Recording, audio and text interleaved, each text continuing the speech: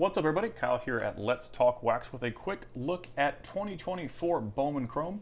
In this video, I'm going to go over some of the top prospects in this release, some long shot sleepers, and in this video, I'm also going to explain some of the stats and how these breakdowns actually work out. I know I've had a lot of new viewers and people on the Patreon ask me about the different stats and how these spreadsheets work. You can find these spreadsheets for all releases over on my Patreon page from 2020 to currently 2025 Bowman. I'm in the process of updating them all right now.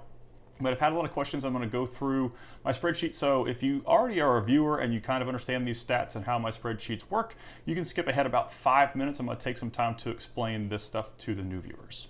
So first we're going to look at our Let's Talk Wax ranking system. You can see it's based off of current ceiling right here. It's this little rainbow graph. Elite would be a future or a current ceiling of ML MVP, the possibility of being an MLB MVP one day.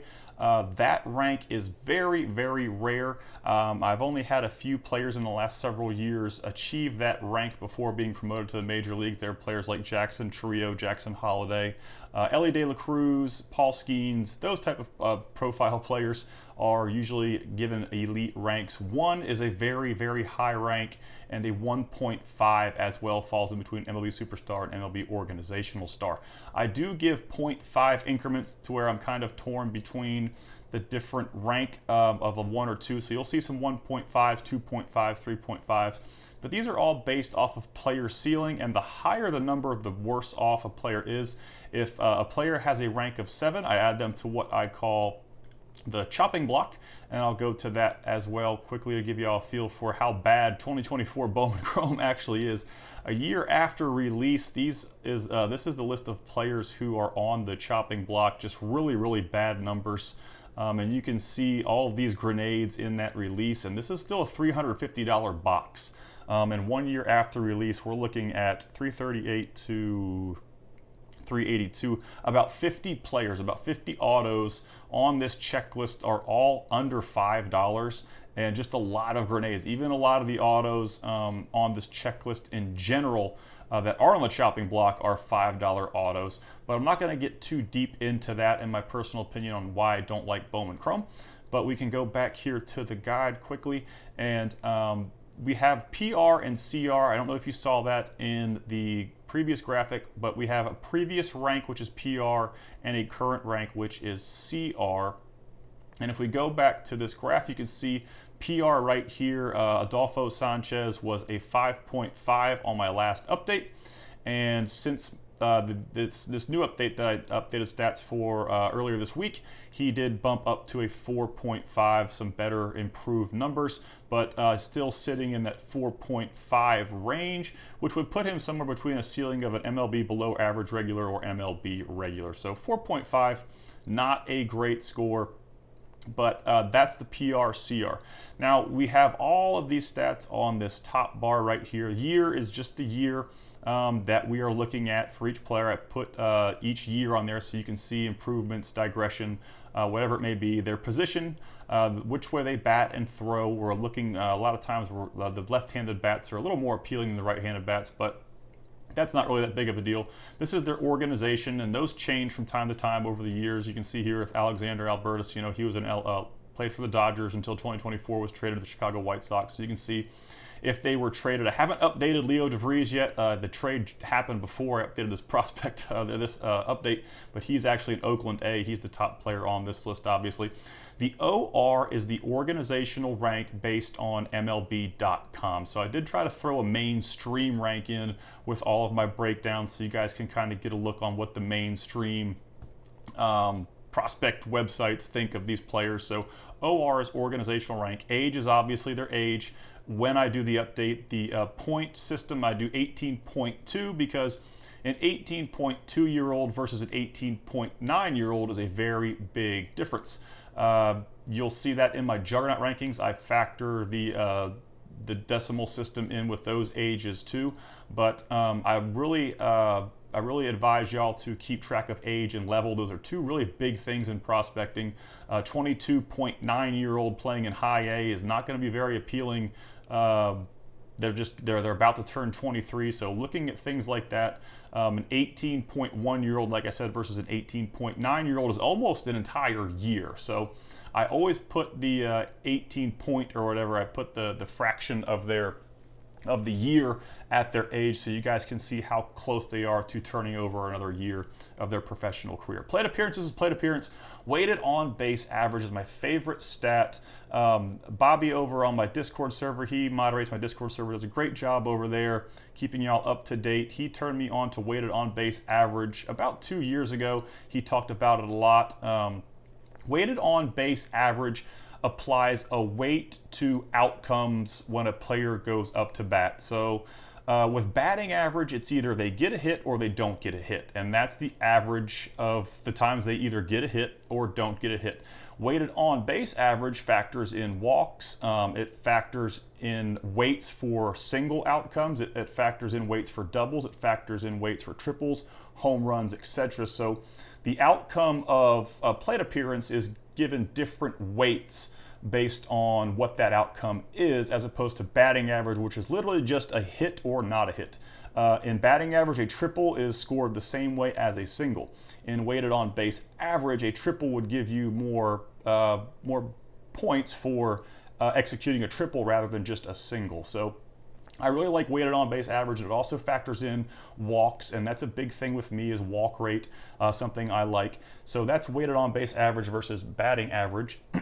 ISO is a measure of pretty much pure raw power.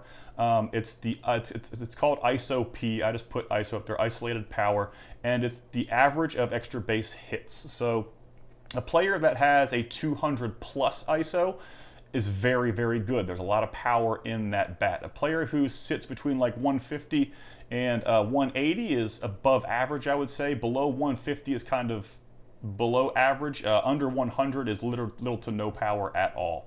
So ISO is a measure of the power.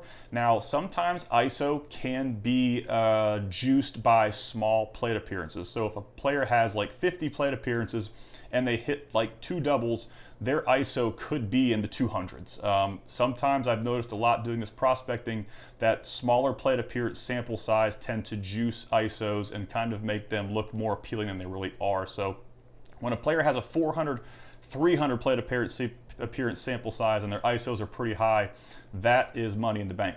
But just to give you a look and to make sure you aren't being misled by ISO and plate appearances, I put home runs here too. So you can see he's got a 160 ISO, but in 152 plate appearances, he's only got 2 home runs. I'd probably put him around 8 to 10 home runs over the course of a full season in like AA, but the DSL is very limited.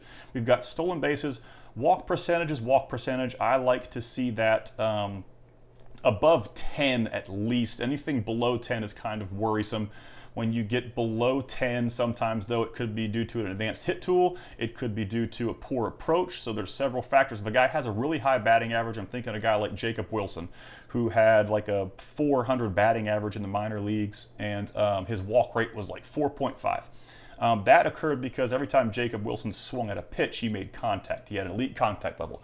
And you'll also see other guys who are hitting like 223 with a 8.5 walk rate, and that's because when they swing, they are swinging and missing, and they're swinging and missing a lot and not taking a lot of walks. So that's why I put walk percentage on there. K percentage is the amount of times they strike out, their chance of striking out every at bat. I like to see that below 20.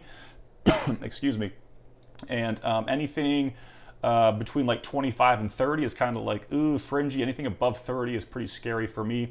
Swinging strike percentage, I really like guys who are below 10. 10 to 15 is 10 to 12 is getting pretty high. 13 plus is pretty wild for a swinging strike percentage, not very good. This is the amount of times when they swing at a pitch in the strike zone that they do not make contact with it. So it kind of shows their contact skill. And a lot of times I look for guys with low swinging strike percentages and high ISOs, because that shows that they have a lot of power and a pretty good contact tool as well. But those are some more advanced things you'll learn as you get into prospecting. You'll learn to get these stats. Ground ball to fly ball, I put this on here a few years ago. It's really important to There's a lot of ways to navigate ground ball to fly ball. There's so much going on with ground ball to fly ball. And I told y'all 5 minutes. It's probably going to end up being maybe 10 or 15. But ground ball to fly ball is the amount of ground balls a player hits compared to their fly balls. And what you'll notice a lot of times with players with low ISOs, with limited power, their ground ball to fly ball ratio is going to be somewhere between like 1.5 to 2.5 and maybe even get into like the threes, which is really bad. And if a player's hitting the ball on the ground that much, their chances of hitting home runs are very, very slim. So you can take ground ball to fly ball rates, and it's very correlative with ISO.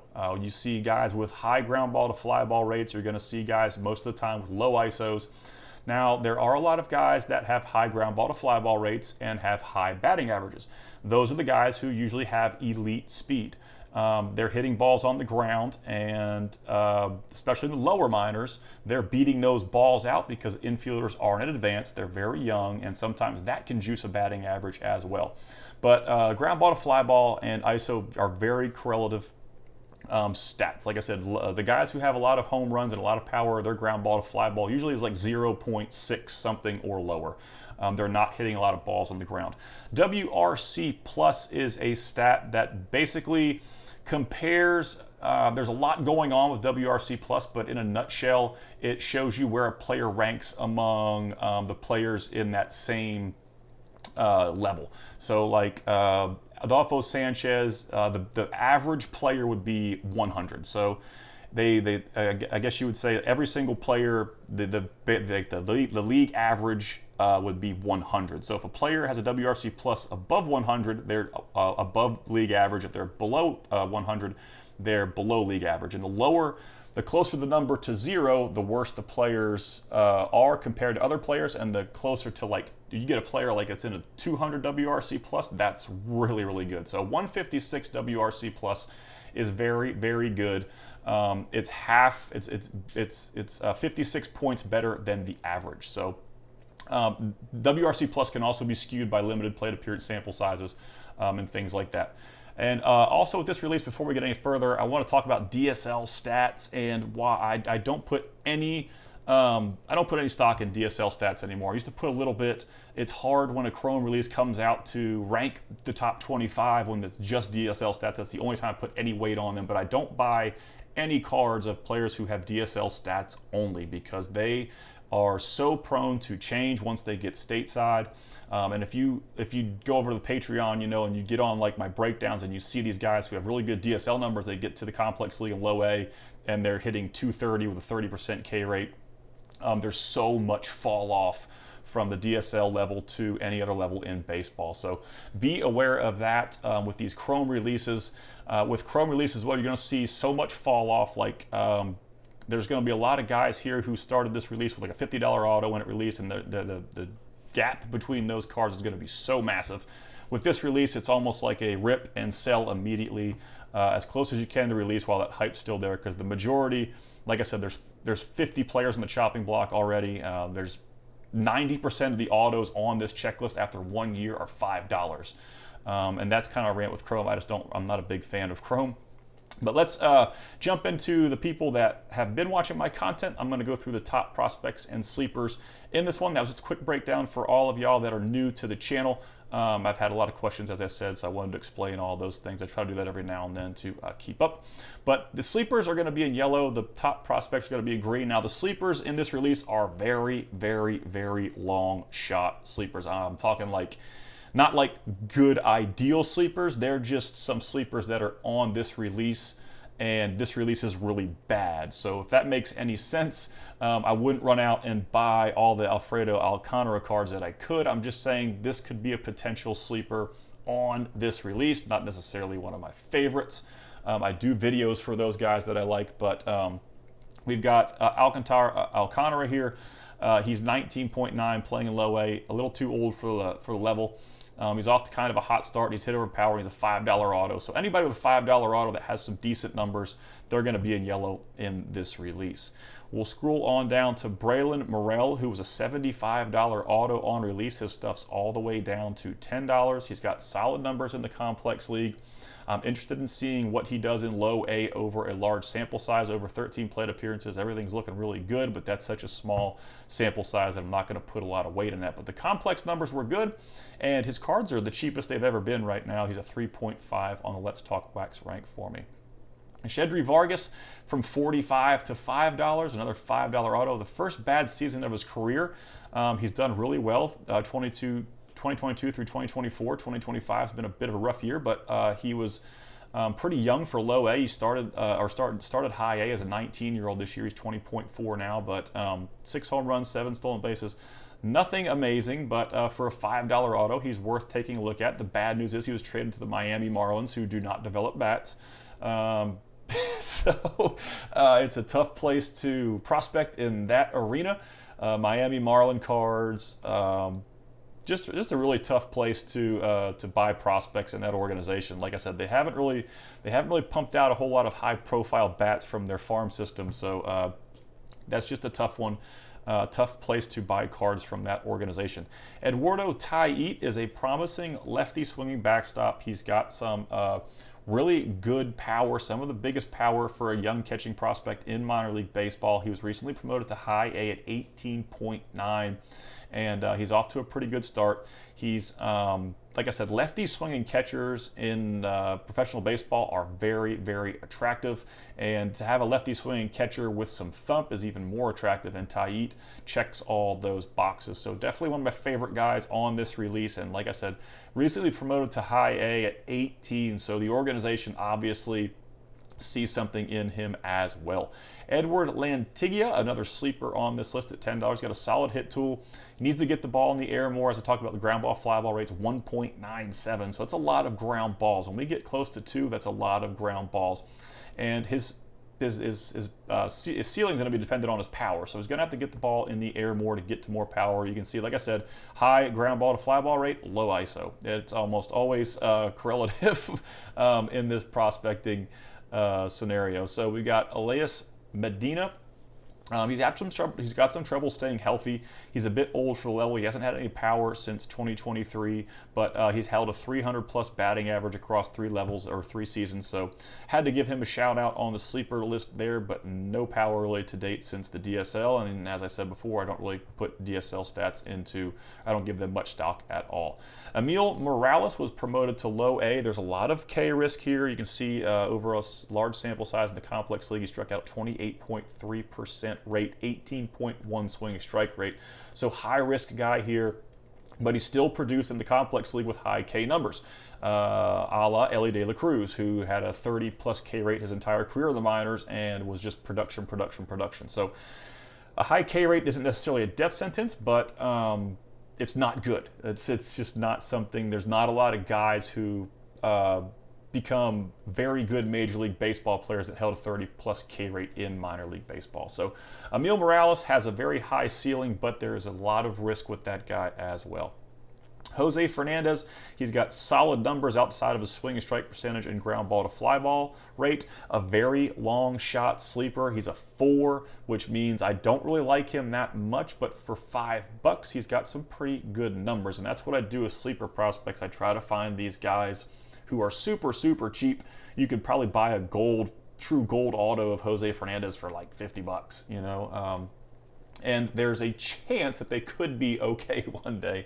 And that's what I do with sleepers. These are not locks to be great players. They're just super cheap, and they have some pretty solid numbers, and they're worth taking a look at.